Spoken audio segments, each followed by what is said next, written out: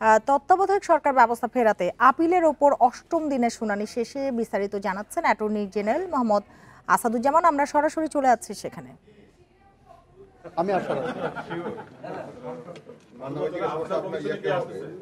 আমি আশাবাদী। বাংলাদেশ যাকে মনে করেন। Thank you. আর কোনো প্রস্তুত নাই? বুঝি না মানে কি ব্রিফ করছিলেন অ্যাটর্নি জেনারেল মোহাম্মদ আসাদুজ্জামান। ত্রয়োদশ জাতীয় সংসদ নির্বাচনে জামায়াতে ইসলামী কোনো জোট করবে না বলে জানিয়েছেন দলটির আমির ডাক্তার শফিকুর রহমান। তবে নির্বাচনী সমঝোতা হতে পারে বলে জানিয়েছেন তিনি। সকালে সিলেটে সাংবাদিকদের সাথে মত বিনিময়ে ডাক্তার শফিকুর রহমান বলেন, ফেব্রুয়ারিতে নির্বাচন না হলে দেশের নানা ধরনের বিশৃঙ্খলা সৃষ্টি হতে পারে, তাই সবাইকে নিয়ে নির্ধারিত সময়ে নির্বাচন আদায় করে নেওয়া হবে। জানান শিগগিরই জামায়াত চূড়ান্ত প্রার্থী তালিকা তৈরি করে সবাইকে জানাবে। এ সময় পিআর পদ্ধতিতে নির্বাচনে সাধারণ মানুষের সমর্থন মিলবে বলেও আশা প্রকাশ করেন জামায়াতের আমির।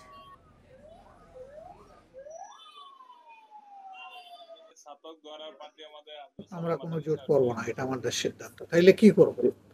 আমরা নির্বাচনী সমঝোতা করব। আমরা যে কথাটা বলেছি যে প্রত্যেকটি জায়গায় একটা বাক্স হবে, সেই নীতিতেই আমরা আগাচ্ছি। এবং শুধু ইসলামী দল না, এখানে ইসলামী দলের পাশাপাশি দেশপ্রেমিক প্রতিশ্রুতিশীল আরও যারা আছেন তারাও ইতিমধ্যে সংযুক্ত হচ্ছেন এবং আরও আপনারা দেখতে পাবেন সংযুক্ত হবে ইনশাআল্লাহ। বিএনপি চেয়ারপারসন বেগম খালেদা জিয়ার আসন সহ কিছু আসনে ছাড় দেবে জাতীয় নাগরিক পার্টি এনসিপি। এছাড়া বাকি সব আসনে প্রার্থী দেওয়া হবে, একথা জানিয়েছেন দলটির আহ্বায়ক নাহিদ ইসলাম। সকালে নারায়ণগঞ্জের সিদ্ধিরগঞ্জে জুলাই গণ অভ্যুত্থানে শহীদ সালাউদ্দিনের বাড়িতে স্বজনদের সাথে দেখা করার পর সাংবাদিকদের একথা বলেন তিনি। জানান, গণ অভ্যুত্থানে যাদের ভূমিকা রয়েছে তাদের সম্মানে ছাড় দেওয়া হবে। নাহিদ আরও বলেন, জোটের বিষয়ে এখনো কোনো সিদ্ধান্ত হয়নি। এককভাবে নির্বাচনের প্রস্তুতি নিচ্ছে এনসিপি। সংস্কার ও জুলাই সনদের দাবির সঙ্গে কোনো দল সংহতি প্রকাশ করলে জোটের বিষয়টি বিবেচনা করা হবে। যারা ফ্যাসিবাদ বিরোধী এবং গণতন্ত্র প্রতিষ্ঠার লড়াইয়ে অগ্রণী ভূমিকা পালন করেছেন, সেটা খালেদা জিয়ার কথা আমাদের নাসিরউদ্দিন পাটোয়ারি বলেছেন। ওনাদের বিষয়ে আমরা ওনাদের সম্মানে হয়তো আমরা সেসব জায়গায় আমরা প্রার্থী দিব না, বাট এছাড়া আমাদের সর্বাধিক আসনে আমরা আমাদের প্রার্থী শাপলা কলির জন্য আমরা প্রার্থী দিব। বিএনপি জামায়াতের বাইরে জোট গড়তে চায় এনসিপি, গণ অধিকার পরিষদ ও এবি পার্টি সহ 9টি দল, যা চূড়ান্ত করতে আলোচনা চালিয়ে যাচ্ছে দলগুলো।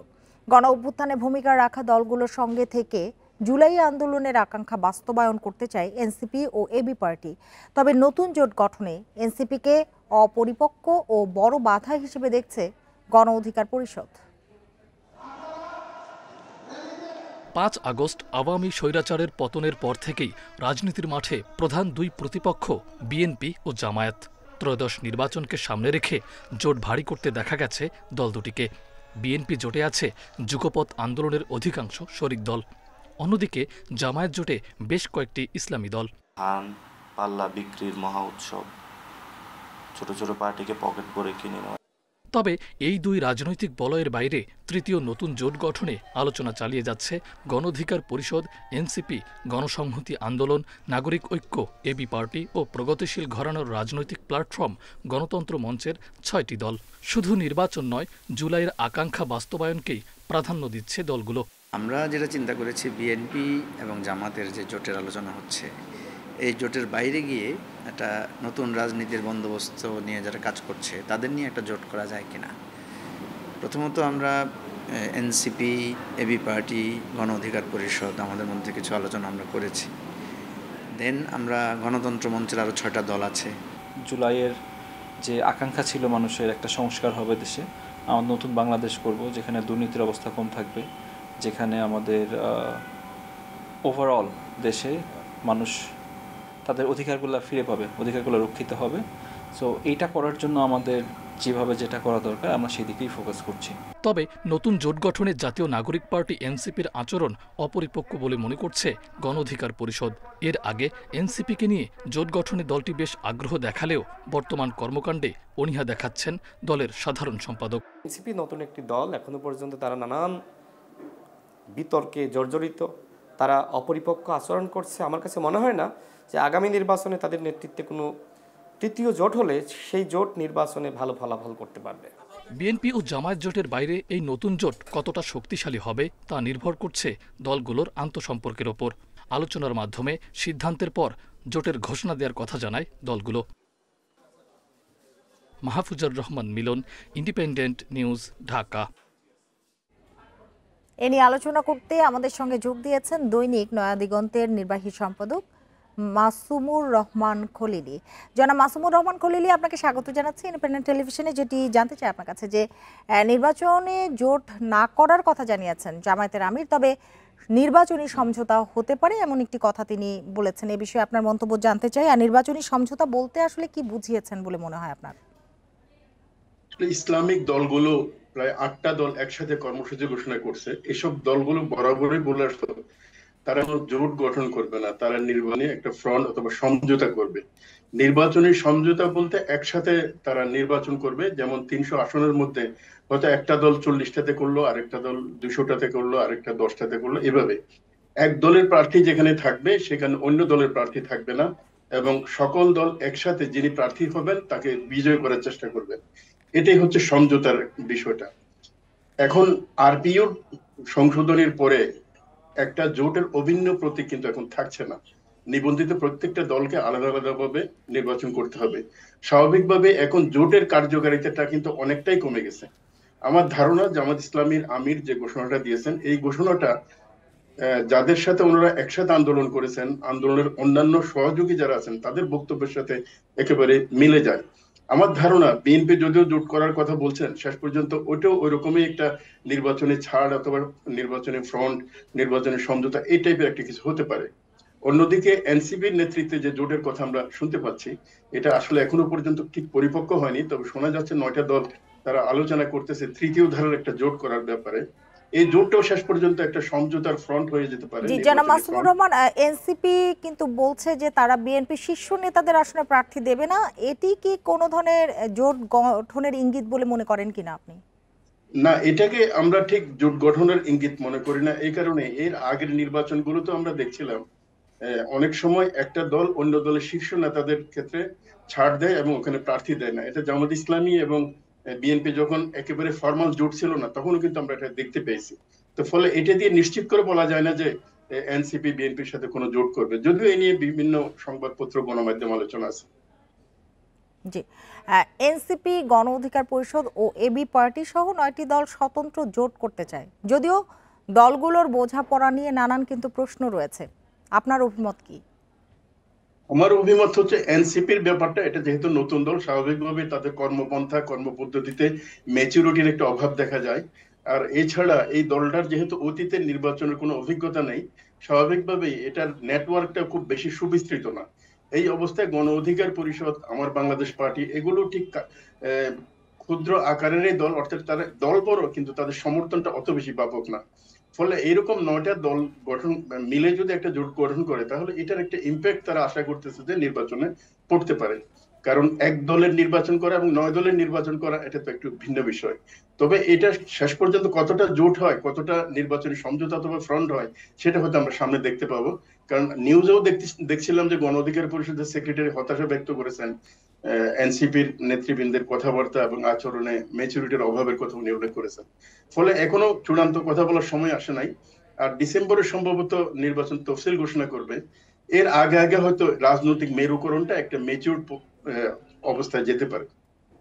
জি, আরেকটি বিষয় একটু জানতে চাই যে আরপিও সংশোধনীতে যেটি বলা হয়েছে যে দলীয় প্রতীকে নির্বাচন করতে হবে জোট করলেও, সেক্ষেত্রে ভোটারের বিভাজন তৈরি হবে কিনা বা স্বাতন্ত্র্য হারাবে কিনা রাজনৈতিক দলগুলো, বড় যে দলগুলো রয়েছে?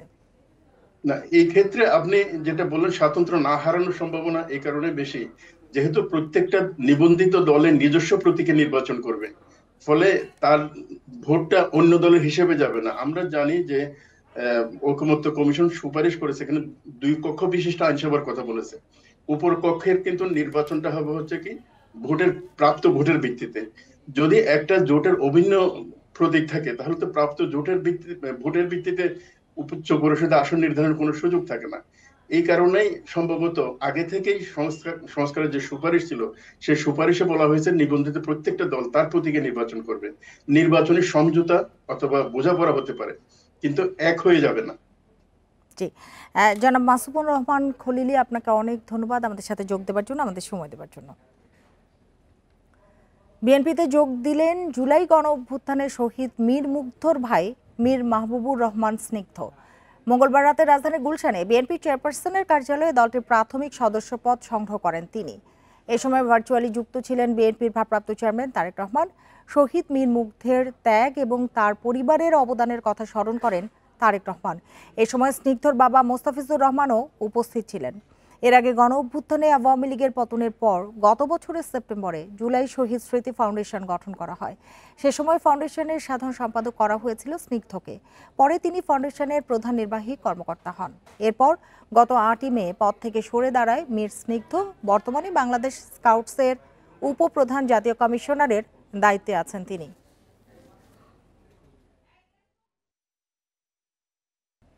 4 মাস পার হলেও জুন শেষের ব্যাংক খাতে খেলাপি ঋণের পরিমাণ এখনো প্রকাশ করেনি বাংলাদেশ ব্যাংক। কয়েক মাস আগেই খেলাপির তথ্য তৈরি হলেও গভর্নরের সম্মতি না পাওয়ায় হয়নি অনুমোদন। খেলাপির প্রকৃত তথ্য না জানালে ব্যাংক খাতে শৃঙ্খলা ফিরবে না বলে আশঙ্কা করছেন বিশ্লেষকেরা। বিগত সরকারের সময় নানা নীতি সহায়তার মাধ্যমে খেলাপি ঋণ কম দেখানো হতো। এভাবে মন্দ ঋণ নিয়মিত দেখানোর সুযোগ বন্ধ করে দেয় অন্তর্বর্তী সরকার। আর এবার খোদ কেন্দ্রীয় ব্যাংকে জুন শেষের খেলাপি ঋণ কত তা এখনও প্রকাশ করেনি। খেলাপি ঋণের সর্বশেষ তথ্য অনুযায়ী জানুয়ারি মার্চ প্রান্তিকে খেলাপি ঋণের পরিমাণ 4,20,334 কোটি টাকা। বিশ্লেষকদের আশঙ্কা এপ্রিল জুন প্রান্তিকে এর পরিমাণ ছাড়িয়ে যেতে পারে 6 লাখ কোটি টাকা। আর তা প্রকাশ হলে অস্থিরতা বাড়তে পারে ব্যাংক খাতে। সংশ্লিষ্টরা বলছেন 2 মাস আগেই তৈরি হিসাব এখন গভর্নরের অনুমোদনের অপেক্ষায়। তথ্য গোপন করার কালচার থেকে বাংলাদেশ ব্যাংক বের হয়ে এসেছে, কারণ এর মাধ্যমে প্রকৃত স্বাস্থ্য অবস্থা কোনো ব্যাংকের যদি সাধারণ মানুষকে জানতে না দেওয়া হয়, তবে সাধারণ মানুষ তো সিদ্ধান্তহীনতায় ভোগে এবং তাদের অনেক সময় তাদের নিজের জীবন সম্পর্কে ভুল সিদ্ধান্ত নিয়ে নেয়, যার দায়ভার কিন্তু বাংলাদেশ ব্যাংকের উপর বর্তায়। খেলাপি ঋণের ওপর নির্ভর করে বাংলাদেশ ব্যাংক বিভিন্ন সূচক ও গুরুত্বপূর্ণ গবেষণা করে থাকে। তাই খেলাপি ঋণ পরিমাণ প্রকাশ না করলে তা সামগ্রিক অর্থনীতির জন্য ভয়াবহ বলে মনে করেন বিশ্লেষকরা। এছাড়া ব্যাংকের প্রতি গ্রাহকের আস্থা হারানোর শঙ্কাও থাকে। ব্যাংকিং খাতের প্রকৃত তথ্য তুলে ধরা উচিত। এটার সাথে যারা আমানতকারী আছেন, যারা গ্রাহক আছেন, তাদের স্বার্থযুক্ত আছে, সাধারণ জনগণের স্বার্থযুক্ত আছে। এবং আগের সরকার এই ধরনের বিষয়গুলোকে একভাবে লুকিয়ে রাখার চেষ্টা করে কিন্তু বর্তমান পরিস্থিতিটা তৈরি করেছেন। তথ্য প্রকাশে গড়িমসি না করে বাংলাদেশ ব্যাংকের কঠোর নজরদারির পাশাপাশি আইন প্রয়োগের পরামর্শ বিশ্লেষকদের। Shafil Alam Sujan, independent news, Dhaka. আগস্টের তুলনায় সেপ্টেম্বরে বেসরকারি খাতে স্বল্পমেয়াদী বিদেশি ঋণের পরিমাণ সামান্য বেড়েছে। সেপ্টেম্বর শেষে স্বল্পমেয়াদী বিদেশি ঋণের স্থিতি দাঁড়িয়েছে $9.61 বিলিয়ন। কেন্দ্রীয় ব্যাংকের সবশেষ প্রতিবেদনে এ তথ্য উঠে এসেছে। এতে দেখা যায় আগস্ট শেষে বেসরকারি খাতে স্বল্পমেয়াদী বিদেশি ঋণ ছিল $9.54 বিলিয়ন। সেই হিসেবে সেপ্টেম্বরে তা $68 মিলিয়ন বেড়েছে। কেন্দ্রীয় ব্যাংক কর্মকর্তারা জানান, 1 মাসে এই বৃদ্ধি তুলনামূলক কম, কেননা এক সময় এই ঋণের পরিমাণ $16 বিলিয়নেরও বেশি ছিল। তবে আগের নেয়া বিদেশি ঋণ পরিশোধ করতে হচ্ছে, ফলে নতুন ঋণ যোগ হলেও বৃদ্ধির পরিমাণ বেশি হয় না। নির্বাচন হলে নতুন বিনিয়োগ ও মূলধনী যন্ত্রপাতি আমদানি বাড়বে, তখন বেসরকারি খাতে ঋণ আবার বাড়বে বলেও জানান কেন্দ্রীয় ব্যাংকের কর্মকর্তারা।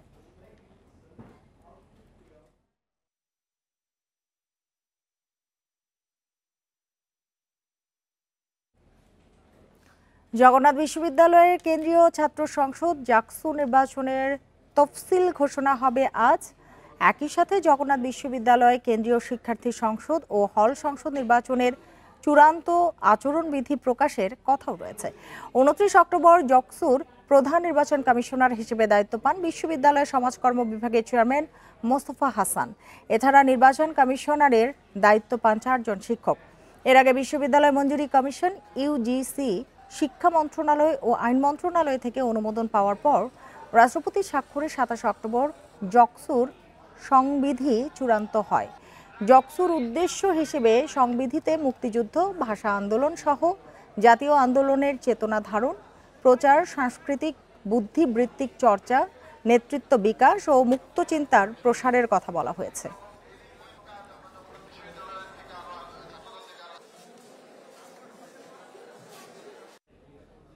আরও জানাতে জগন্নাথ বিশ্ববিদ্যালয় থেকে যোগ দিয়েছেন সহকর্মী শিকদার মেহেদি হাসান। মেহেদি, বলবেন যে কখন নাগাদ তফসিল ঘোষণা হতে পারে, আর এছাড়া ক্যাম্পাসে পরিবেশ কেমন?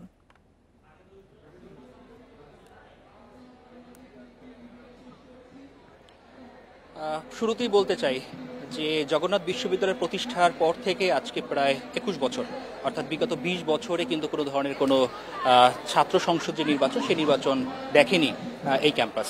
তো 20 বছর পরে 21 বছরে গিয়ে এই যে নির্বাচন, সেই নির্বাচনের আসলে আমেজ সেই পুরো ক্যাম্পাস জুড়েই কিন্তু আমরা দেখতে পাচ্ছি। সকাল থেকে আমরা এসে বেশ কিছু শিক্ষার্থীদের সাথে কথা বলার চেষ্টা করেছি এবং তারা সবাই কিন্তু বেশ উৎফুল্ল অবস্থায় ছিল এবং তাদের একটাই কথা যে আসলে এত বছর পরে, অর্থাৎ যে প্রতিষ্ঠার পর থেকে প্রথমবারের মতো এই নির্বাচনকে ঘিরে তাদের আশা, তাদের আকাঙ্ক্ষা অনেক, এবং যারা প্রার্থী হবেন তাদের প্রতি তাদের প্রত্যাশাটাও অনেক, এবং তারা বারবারই বলছেন যে প্রার্থী যারাই হোক তারা যাতে আসলে ছাত্রছাত্রী যারা আছেন, অর্থাৎ শিক্ষার্থী যারা আছেন তাদেরকে নিয়ে যাতে তারা কাজ করেন, তারা যাতে বিগত সময়কার যে ধারাবাহিকতা বা যে রাজনৈতিক অস্থিতিশীলতা সেই জায়গা থেকে দূরে সরে এসে তারা যাতে মিলেমিশে একত্রে সবাই ক্যাম্পাসের যে উন্নয়ন, সেই উন্নয়নে যাতে তারা কাজ করতে পারেন, সেই জায়গা থেকে কিন্তু তারা বারবারই পয়েন্ট আউট করছেন। আমরা বেশ কিছু রাজনৈতিক দলের যারা নির্বাচন করবেন বা যারা আশা প্রকাশ করেছেন তাদের সাথে কথা বলেছিলাম। তারাও কিন্তু বলেছেন যে আজকে যখন তফসিল ঘোষণা হবে, তার আগে একটু বলে নেই যে তফসিল ঘোষণা করা হবে ঠিক 2:30 নাগাদ হওয়ার কথা, আর হয়তো কিছু সময় পরেই কিন্তু তফসিল ঘোষণা করা হবে। এখানে একটি শহীদ সাজিদ ভবন আছে, সেই শহীদ সাজিদ ভবনের নিচেই ঠিক তফসিলটি ঘোষণা করা হবে। সেখানে আসলে দিনক্ষণ এবং নীতিমালা কি হবে, কি প্রক্রিয়াতে নির্বাচন হবে, সবকিছুই তুলে ধরা হবে এবং তার প্রক্রিয়া ধরেই কিন্তু একে একে যে সকল রাজনৈতিক দলগুলো বা যে সকল ছাত্র সংগঠনগুলো এখানে নির্বাচন করবেন তারা তাদের সেই অনুযায়ী প্রস্তুতি নেবেন এবং একে একে তাদের প্যানেল ঘোষণা করে তারা তাদের যে কর্মযজ্ঞ আছে বা নির্বাচনী প্রচারণা তারা চালাবেন। এবং আবারও যদি আপনাকে বলি যে আসলে যে সকল প্রার্থীদের সাথে আমাদের কথা হয়েছে তারাও কিন্তু আসলে বলেছেন যে যেহেতু এটি প্রথমবারের একটি নির্বাচন, এই নির্বাচনকে তারা ঢাকা শহরের অন্য 10টি বিশ্ববিদ্যালয় থেকে একটু ব্যতিক্রমভাবে তারা এই বিশ্ববিদ্যালয়ের যে নির্বাচন, এই নির্বাচনকে তারা উদযাপন করতে চান এবং উপহার দিতে চান। সেখানে যদি তাদের যে আচরণবিধি লঙ্ঘন কথা বলা হয়েছে, এর আগে বিভিন্ন সময় আমরা দেখেছি যে আচরণবিধি লঙ্ঘনের যে ঘটনাগুলো ঘটেছে এবং বিভিন্ন ধরনের বিশৃঙ্খলার ঘটনা ঘটেছে, সেই ঘটনাগুলো যাতে আসলে পুনরাবৃত্তি এখানে না ঘটে সেই বিষয়ে তারা সতর্ক থাকবেন বলে কিন্তু আমাদেরকে জানিয়েছেন। পাশাপাশি তারা আরও জানিয়েছেন যে আসলে শিক্ষার্থীদের জন্যই মূলত তাদের এই কাজ করা। বিশেষ করে এখানে জগন্নাথ বিশ্ববিদ্যালয় যেহেতু ঢাকার একটি শেষ প্রান্তে অর্থাৎ বুড়িগঙ্গার তীর ঘেঁষে, এবং এখানে বেশ কিছু যানবাহনের কিছু সংকট তাদের রয়েছে, সেই বিষয়গুলো তারা তুলে আনবেন। ক্যাম্পাসের সংস্কারের কিছু বিষয় আছে, সেগুলো তারা তুলে নিয়ে আসবেন। এবং সর্বোপরি আসলে বলতে চাই যে তাদের সাথে আমাদের যে কথা হয়েছে সেই কথায় তারা আসলে আমাদের কাছে এটি প্রতীয়মান হয়েছে যে বরাবরের মতো বা গতানুগতিক ধারার যে রাজনীতি, সেই ধারা থেকে তারা বের হয়ে নতুন ধারার যে রাজনীতি, সেই রাজনীতিতে তারা আসলে ঢুকবেন এবং শিক্ষার্থীদের সাথে তারা কাজ করবেন, শিক্ষার্থীদের দ্বারে দ্বারে তারা কাজ করবেন এবং শিক্ষার্থীদের যে প্রত্যাশা, সেই প্রত্যাশা নিয়েই তারা কাজ করতে চাচ্ছেন। তো এখন পর্যন্ত তফসিল ঘোষণা শুরু হয়নি, তফসিল ঘোষণা কিছুক্ষণের মধ্যে শুরু হবে। শুরু হলে হয়তো আমরা তফসিলের পুরো বিষয়টি দর্শকদের উদ্দেশ্যে আপনাদেরকে জানাবো। তো এই ছিল আমার কাছে এখানকার। মেহেদি হাসান, আপনাকে অনেক ধন্যবাদ আমাদের সাথে যোগ দেওয়ার জন্য। প্রাথমিক বিদ্যালয়ে শরীর চর্চা ও সঙ্গীত শিক্ষক নিয়োগ প্রকল্পের পরিকল্পনায় ত্রুটি থাকায় সচিব কমিটির সুপারিশে বাতিল করা হয়েছে। মঙ্গলবার অন্তর্বর্তী সরকার এক বিবৃতিতে জানানো হয়েছে এই তথ্য।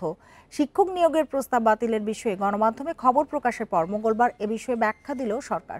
এতে বলা হয়েছে, প্রাথমিকভাবে সিদ্ধান্ত ছিল সারা দেশে 2500 ক্লাস্টারে সমান সংখ্যায় শরীর চর্চা ও সঙ্গীত শিক্ষক নিয়োগ দেওয়া হবে। তবে সচিব কমিটির মতে এত অল্প সংখ্যায় শিক্ষক নিয়োগের মাধ্যমে প্রাথমিক পর্যায়ে কোনো কার্যকর সুফল পাওয়া যাবে না, বরং বৈষম্য তৈরি হবে। বিবৃতিতে আরও বলা হয়েছে, ভবিষ্যতে অর্থের সংস্থান হলে সব সরকারি প্রাথমিক বিদ্যালয়ে শরীরচর্চা ও সঙ্গীত শিক্ষকের পদ তৈরি এবং নিয়োগের বিষয়টি বিবেচনা করা যেতে পারে।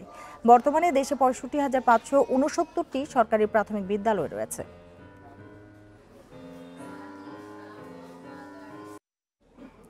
সুন্দরবনের দুবলাচরে শেষ হয়েছে ৩ দিন ব্যাপী রাস উৎসব। ভোরে বঙ্গোপসাগরে পুণ্য স্নানের মধ্য দিয়ে এই উৎসব শেষ হয়। পাপমোচনের আশায় রাধাকৃষ্ণের মন্দিরে পূজা অর্চনা ও সমুদ্র স্নান করতে জড়ো হন অনেক ভক্ত পুণ্যার্থী। উৎসব ঘিরে নিরাপত্তা ব্যবস্থা জোরদার করে বন বিভাগ ও কোস্টগার্ড। এর আগে ৩ নভেম্বর থেকে শুরু হয় রাসলীলা উৎসব। প্রতি বছর কার্তিক মাসের পূর্ণিমায় দুবলাচরে রাস পূজা হয়। এদিকে পটুয়াখালীর কুয়াকাটাতেও শেষ হয়েছে রাস পূজা। ভোরে মোমবাতি, আগরবাতি, ফুল সমুদ্রে অর্পণ করেন পুণ্যার্থীরা। হাজারো নারী পুরুষের উপস্থিতিতে এবং উলুধ্বনি ও মন্ত্র পাঠে মুখরিত হয়ে ওঠে সৈকত এলাকা। পূজা শেষ হলেও উৎসব উপলক্ষে কলাপাড়ার মদনমোহন সেবাশ্রম মন্দিরে 5 দিনের রাসমেলা চলবে। আগত ভক্ত দর্শনার্থীদের নিরাপত্তায় সতর্ক নৌ ও ট্যুরিস্ট পুলিশ সদস্যরা।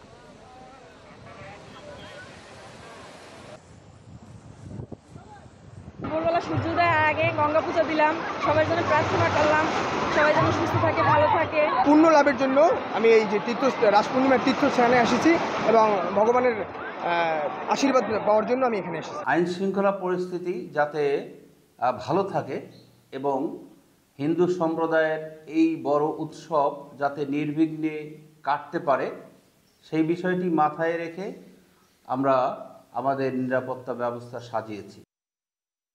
অবাধ, সুষ্ঠু ও উৎসবমুখর নির্বাচনের জন্য প্রশাসন ও আইনশৃঙ্খলা বাহিনীকে নির্দেশ দেওয়া হয়েছে বলে জানিয়েছেন স্বরাষ্ট্র উপদেষ্টা জাহাঙ্গীর আলম চৌধুরী। সকালে গাজীপুরে জেলার আইনশৃঙ্খলা পরিস্থিতির বিষয়ে মত বিনিময় সভা শেষে তিনি আরও বলেন, নির্বাচন অনুষ্ঠান নিয়ে কোনো ধরনের হুমকি নেই। জনগণ নির্বাচনমুখী হয়ে গেলে অনেকে অনেক কিছু করার চেষ্টা করতে পারে, তবে সব বিষয় মাথায় রেখেই কাজ করছে আইনশৃঙ্খলা বাহিনী ও প্রশাসন। সবাই একসাথে কাজ করলে যে কোনো সমস্যায় সমাধান সম্ভব হবে।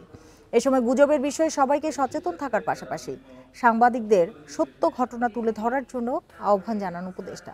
সভায় প্রশাসনের বিভিন্ন বিভাগের গুরুত্বপূর্ণ কর্মকর্তারা অংশগ্রহণ করেন।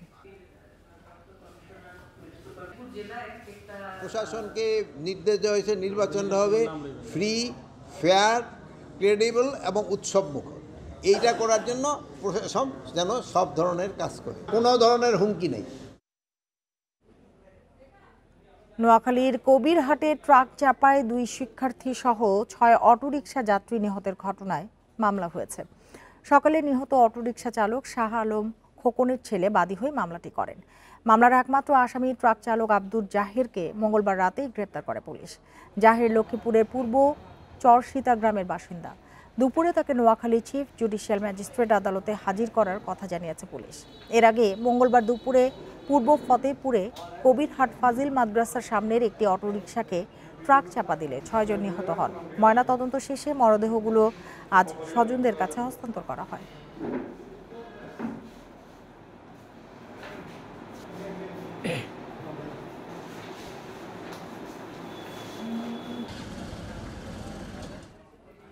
সংবিধান কোনো ধর্মগ্রন্থ নয় যে তা পরিবর্তন করা যাবে না। জনগণ চাইলে সেটি পরিবর্তন হবে বলে মন্তব্য করেছেন অ্যাটর্নি জেনারেল মোহাম্মদ আসাদুজ্জামান। নির্বাচনকালীন তত্ত্বাবধায়ক সরকার ব্যবস্থা ফেরাতে রিভিউ আবেদনের শুনানিতে আপিল বিভাগে এই কথা বলেন তিনি। অ্যাটর্নি জেনারেল বলেন, গণতন্ত্রের জন্য অসংখ্য মানুষকে আবার জীবন দেয়া বা গুম খুনের শিকার হতে হবে কিনা তা নির্ভর করছে তত্ত্বাবধায়ক সরকার ব্যবস্থা পুনঃপ্রতিষ্ঠার ওপর। শুনানিতে রাষ্ট্রপক্ষ বলেন, 2011 সালে তত্ত্বাবধায়ক সরকার বাতিলে সংবিধানের 13শ সংশোধনী অবৈধ ঘোষণা করে দেয়া রায়ে রাজনৈতিক প্রভাব বেশি ছিল। সাবেক প্রধান বিচারপতি ABM খায়রুল হক আদালতে এক রায় ঘোষণা করে পরে লিখিত রায়ে তা পরিবর্তন করে ফৌজদারি অপরাধ করেছেন। এর আগে বিএনপির পক্ষে রিভিউ শুনানিতে আইনজীবী বলেন, তত্ত্বাবধায়ক সরকার ব্যবস্থা ফিরলেও তা আগামী নির্বাচনের পরের নির্বাচন থেকে কার্যকর হবে।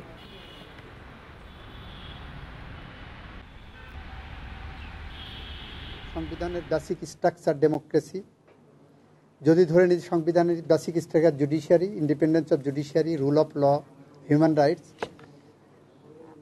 তাহলে এইটাকে ভিত্তি করে এইটাকে ঋদ্ধ করা, শানিত করা, আরও বেশি উন্নত করার জন্য আমরা যতগুলো পদক্ষেপ নেব সেই সব পদক্ষেপই বেসিক স্ট্রাকচারের সাথে মার্জ করে যাবে। চাকরি স্থায়ী করার দাবিতে বিক্ষোভ ও সমাবেশ করেছেন রাজশাহী ওয়াসার অস্থায়ী কর্মচারীরা। সকাল থেকে ওয়াসা ভবনের সামনে সমাবেশ করেন তারা। এ সময় বিক্ষোভকারীরা বলেন, চাকরি স্থায়ী করার বিষয়ে একাধিকবার কর্মকর্তাদের কাছে আবেদন করা হলেও তারা এ বিষয়ে কোনো সমাধান করেননি। চাকরি স্থায়ীকরণের বিষয়ে আদালতের নির্দেশনা থাকার পরও তা বাস্তবায়ন করতে কর্মকর্তারা গড়িমসি করেন বলে অভিযোগ কর্মচারীদের। দাবি আদায় না হলে আগামীতে লাগাতার কর্মবিরতির হুঁশিয়ারিও দেন ইউনিয়নের নেতারা।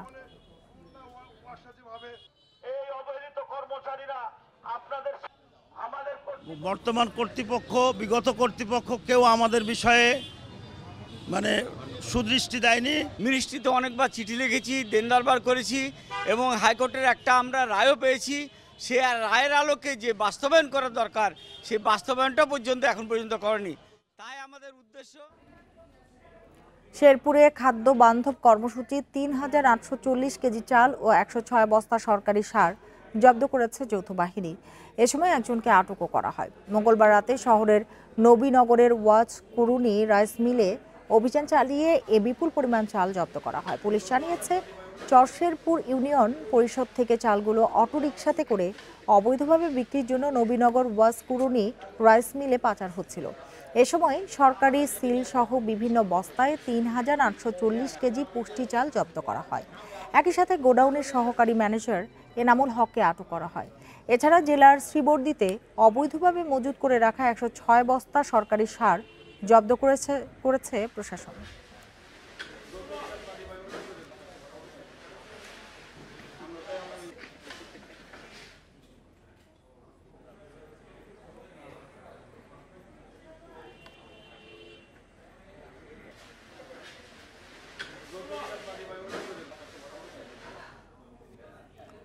নির্বাচনকালীন তত্ত্বাবধায়ক সরকার ব্যবস্থা ফেরাতে আপিলের উপর অষ্টম দিনের শুনানি নিয়ে আরও জানাতে হাইকোর্ট চত্বর থেকে যোগ দিয়েছেন সহকর্মী জাহিদুল বাশার।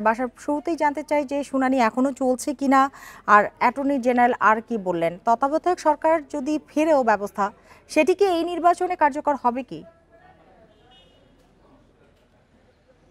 জি দেখুন, আজকে তত্ত্বাবধায়ক সরকার ইস্যুর এই যে মামলাটি, সেই মামলার খুবই গুরুত্বপূর্ণ একটি দিন। কারণ আজকেই যারা রিভিউ আবেদন করেছিলেন মোট 5টি পক্ষ, একটি বিএনপি মহাসচিব মির্জা ফখরুল ইসলাম, জামাতের সেক্রেটারি জেনারেল মিয়া গোলাম পরোয়ার, সুজনের সম্পাদক বদিউল আলম মজুমদার সহ 5 জন, এরকম মোট 5টি পক্ষে বেশ কয়েকজন মিলে এই রিভিউ আবেদন করেছিলেন।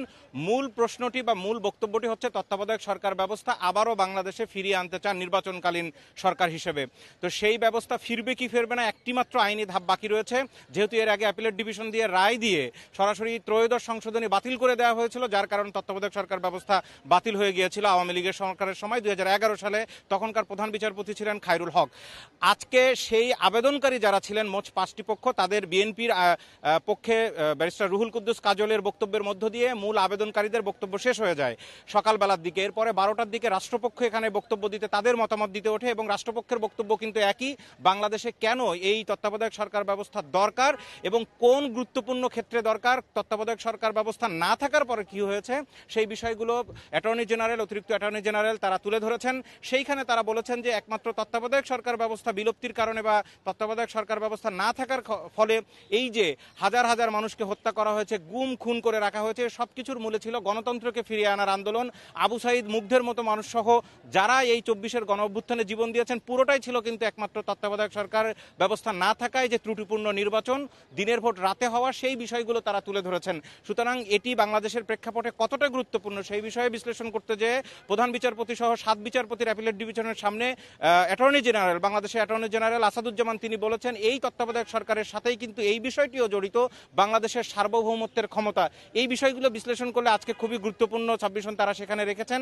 আজকের মতো শেষ হয়েছে, আগামীকালকে আবারও রাষ্ট্রপক্ষ অর্থাৎ অ্যাটর্নি জেনারেল অফিস থেকে অ্যাটর্নি জেনারেল অথবা অতিরিক্ত অ্যাটর্নি জেনারেল তারা বক্তব্য দিবেন এবং যেই প্রশ্নটি আপনি করেছিলেন যে যদি তত্ত্বাবধায়ক সরকার ব্যবস্থা ফেরেও সেক্ষেত্রে এই নির্বাচনে ফিরবে কিনা, দেখুন এর আগে যেই 5 রিভিউ আবেদনকারী তারা সবাই আইনজীবীরা বলেছেন যে এই নির্বাচনে সেটি ফিরবে না, কিন্তু অতিরিক্ত আজকে অ্যাটর্নি জেনারেল সেই বক্তব্য দেননি। আরেকটি গুরুত্বপূর্ণ বিষয়, আজকে যখন এই নিয়ে অ্যাটর্নি জেনারেল অফিসে অ্যাটর্নি জেনারেল নিজে ব্রিফিং করছিলেন তখন আমি তাকে প্রশ্ন করেছিলাম যে যেহেতু এই মুহূর্তে খুবই আলোচনায় আছে বিষয়টি, দেখুন বিএনপি যেই আসনগুলোতে নমিনেশন দিয়েছে এখন পর্যন্ত ঝিনাইদহে 1 আসন, শৈলকুপার আসন অ্যাটর্নি জেনারেল যিনি নিজে সেখান থেকে ইলেকশন করতে চেয়েছেন, এর মধ্যে নির্বাচনী কার্যক্রমও তিনি চালিয়েছেন, কিন্তু সেই আসনের কোনো প্রার্থী ঘোষণা করা হয়নি। এ নিয়ে অনেক বক্তব্য উঠেছে যে তিনি আসলে নির্বাচন করবেন কিনা বা নমিনেশন পাচ্ছেন কিনা। এই প্রশ্ন করার পরে তিনি বলেছেন যে আমি নির্বাচন করব, অর্থাৎ তিনি কনফার্ম যে তিনি নমিনেশন পাচ্ছেন এবং তিনি নির্বাচন করবেন, তবে অ্যাটর্নি জেনারেলের পদ ছেড়ে দিয়ে তারপরে নির্বাচনে যাবেন। সামগ্রিক বিশ্লেষণে যেটি মনে হচ্ছে যেহেতু অ্যাটর্নি জেনারেল পদে আছেন সেই কারণে এই মুহূর্তে বিএনপির ওই আসনটি ঘোষণা করা হয়নি,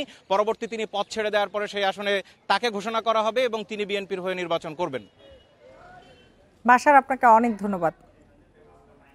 বঙ্গোপসাগরে সৃষ্ট লঘুচাপটি আরও ঘনীভূত হয়েছে। এটি শক্তিশালী হয়ে মিয়ানমার বাংলাদেশ উপকূলের দিকে অগ্রসর হতে পারে বলে জানিয়েছে আবহাওয়া অধিদপ্তর। এর প্রভাবে বুধবার দেশে বৃষ্টির পূর্বাভাস দিয়েছে আবহাওয়া অধিদপ্তর। এরই মধ্যে 4 জেলায় ভারী বৃষ্টি ও পাহাড় ধসের সতর্কতা জারি করা হয়েছে। আবহাওয়াবিদরা জানিয়েছেন বৃহস্পতিবার বিকেল পর্যন্ত কক্সবাজার, বান্দরবান, রাঙ্গামাটি ও চট্টগ্রাম জেলার কোথাও কোথাও ভারী বৃষ্টি হতে পারে। পাহাড়ি এলাকায় ধসের আশঙ্কাও রয়েছে। চট্টগ্রাম, মোংলা ও পায়রা সমুদ্র বন্দর এবং কক্সবাজারে 3 নম্বর স্থানীয় সতর্ক সংকেত দেখাতে বলা হয়েছে। উত্তর বঙ্গোপসাগরে মাছ ধরার নৌকা ও ট্রলারগুলোকে উপকূলের কাছাকাছি চলাচল করতে বলা হয়েছে।